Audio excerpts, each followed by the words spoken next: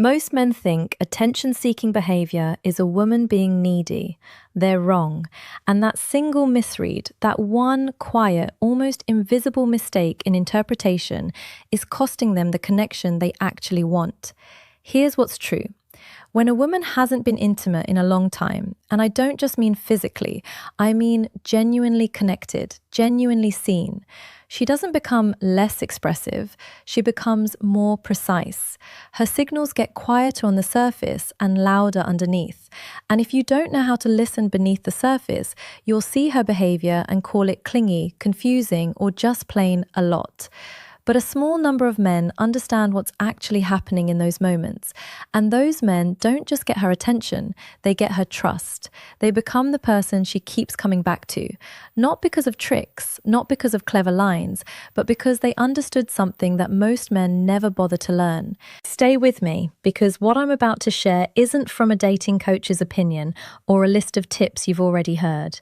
This comes from behavioral psychology, attachment science, and a very honest look at what happens inside a woman's emotional world when she's been running on empty for too long. And somewhere in the middle of this video, I'm going to show you the one thing she's actually testing for without even knowing it. And why getting that wrong is the silent reason so many promising connections quietly fall apart. Let me be direct about what this video is and what it isn't. This is not about manipulation. It's not about playing games or positioning yourself strategically to take advantage of someone's vulnerability. If that's what you're here for, this video won't serve you. And honestly, those approaches don't work long term. Anyway, what this is about is understanding, real understanding.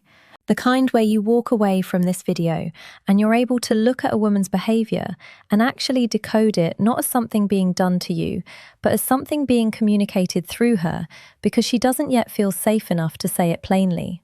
Because here's the psychological reality.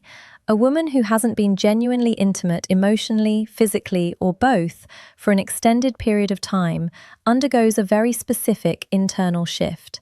Her nervous system is recalibrating. Her attachment system is on a kind of quiet, high alert, and her behavior, the things she does around men she's drawn to, becomes a very precise, if unconscious, language. Understanding that language doesn't make you manipulative, it makes you perceptive.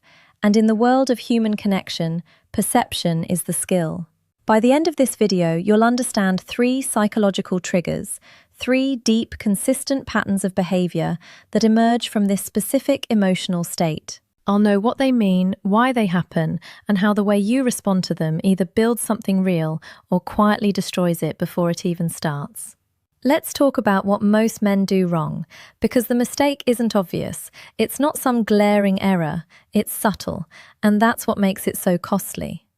When a woman who's been emotionally or physically starved of intimacy starts behaving differently around a man, she's drawn to most men respond in one of 2 ways. The first response, they overcorrect. They get excited. They interpret her signals as green lights and accelerate. More texts, more pursuit, more intensity. And without realizing it, they've put pressure on a system that was just beginning to feel safe. She pulls back. He can't understand why. The energy that felt like it was building suddenly evaporates, and he's left confused, replaying conversations, trying to figure out what he said wrong. He didn't say anything wrong. He moved too fast into the space before she invited him in. The second response is almost the opposite. He sees her behavior, the testing, the proximity, the little moves she makes, and he misreads them as desperation or games. He pulls back to seem less interested, to protect himself, to not seem too eager, and what she was actually doing, reaching out carefully to see if he was emotionally safe, gets met with distance. She interprets his distance as disinterest. She closes the door. Both responses come from the same root error, reading her behavior on the surface level and responding to what it looks like instead of what it means. You're reading a language you were never taught. And so, you're essentially responding to the punctuation while completely missing the sentence. The even deeper problem is this. Most of the advice out there tells men to focus on performance. Say this, do that, create this impression. And performance might get initial attention, but it can't hold. Because what a woman in this emotional state is actually scanning for is not performance, it's presence. She wants to know, is this person real? Is he steady? Can he handle the full weight of what I am without flinching? Performance answers none of those questions. In fact, it raises new ones. So before we go into the 3 triggers, I want you to understand the foundational premise of everything that follows. This isn't about doing anything to her. It's about being something that her nervous system recognizes as safe and magnetic at the same time. That combination, safety and magnetism, is rare, and it's what she's been waiting for. 3 psychological triggers. Trigger 1, the presence test. She's not looking for attention, she's testing attunement. Here's the first thing you need to understand. When a woman who's been emotionally withdrawn or disconnected from intimacy starts seeking your attention, she's not doing it because she needs validation. She's not doing it because she needs validation, doing it because she's assessing you. Psychologists call this attunement, the ability to read someone else's emotional state and respond in a way that feels accurate and resonant. For women especially, attunement is one of the earliest tests a man either passes or fails, usually without knowing he's being tested at all. What this looks like in behavior: she'll say something that's slightly below the surface, a casual observation, a joke with a layer underneath it, a comment about something she's been through, dropped lightly into conversation like it doesn't matter much, and then she waits, not consciously. She's not thinking, let me see if he picks up on that. It's instinctive. It's her system checking. Does he hear what I'm not saying? Most men hear the surface comment and respond to the surface. They laugh at the joke and move on. They acknowledge the observation literally. They don't follow the thread down to where it actually leads. And she files that away, not with judgment, just with data. He's present but not perceptive, safe enough but not the one. The men who pass this test don't do anything dramatic. They just notice. They hold space for a bit longer than is comfortable. They ask the question that's one level deeper. Not prying, just genuinely curious. When you say that, what do you actually mean? Or sometimes it's even simpler, just a moment of real eye contact that says, I heard more than the words. Here's why this matters so much in this specific context. A woman who hasn't been genuinely connected in a long time has usually built a very effective emotional wall. Not because she's damaged or difficult, but because she's learned. She's learned that being fully open is a risk. She's learned that most people hear without actually listening. So she tests in layers. She offers a small piece and watches what you do with it. If you handle that small piece with care, the next layer opens. And then the next. If you miss it, the wall quietly reveals and she'll tell herself, it's fine, it wasn't meant to be. And she'll believe it, because from her side, she gave you the key and you didn't recognize what it was. The practical takeaway here is this: slow down. When you're in conversation with her, resist the urge to fill every silence or redirect toward yourself. Let her words land. Respond to what's underneath, not just what's on top. This is what presence actually means. Not intensity, not constant engagement, but accurate perception in real time. That's what she's looking for, and almost no one gives it to her. Trigger 2, the proximity pattern. Her body knows before her mind decides. The second trigger is physical, but it's not what you think. When a woman who's been emotionally starved of intimacy becomes drawn to someone, one of the first things you'll notice, if you know to look for it, is a subtle shift in her physical behavior. She starts to manage proximity. She finds reasons to be near you. She creates small opportunities for contact that feel accidental but aren't. She touches your arm when she's making a point. She finds a reason to lean across you. She positions herself consistently within your physical field, just close enough to feel the pull, just far enough to maintain plausible deniability. This isn't manipulation, it's biology. Here's the psychological underpinning. Humans carry what some researchers call a personal space bubble, a comfort radius around our bodies that we allow specific people to enter.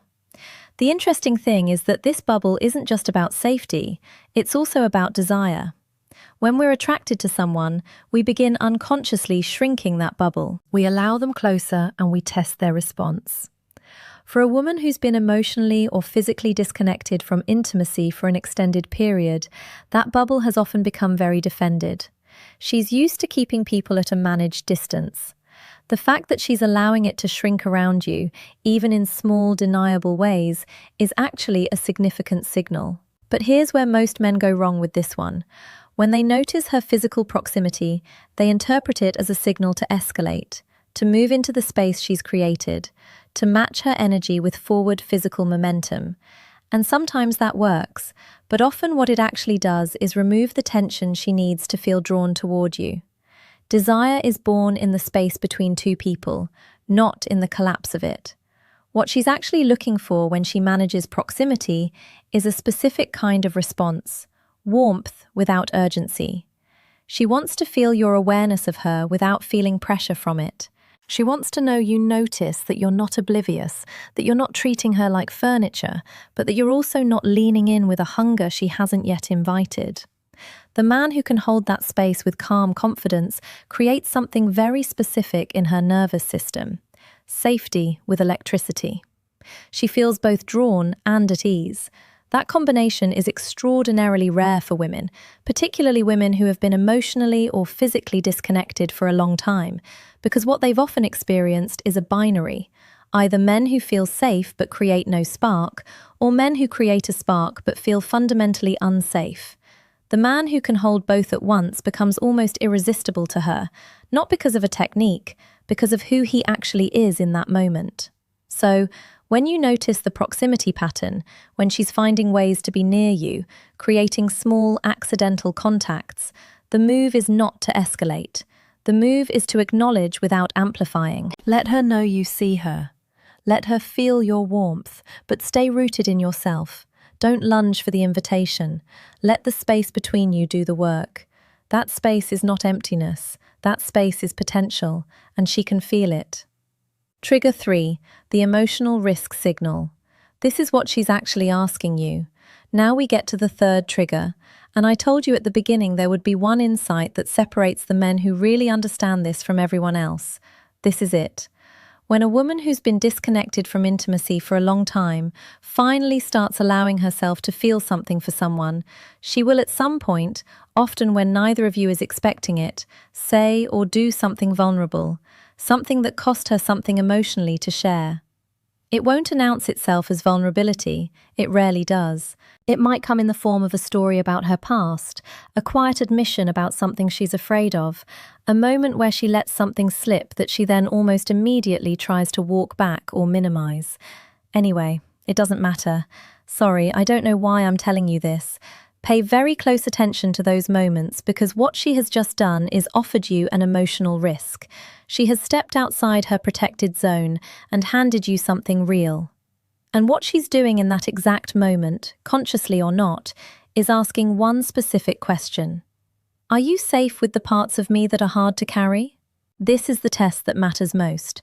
This is the one that determines everything. And here's how most men fail it with the best intentions.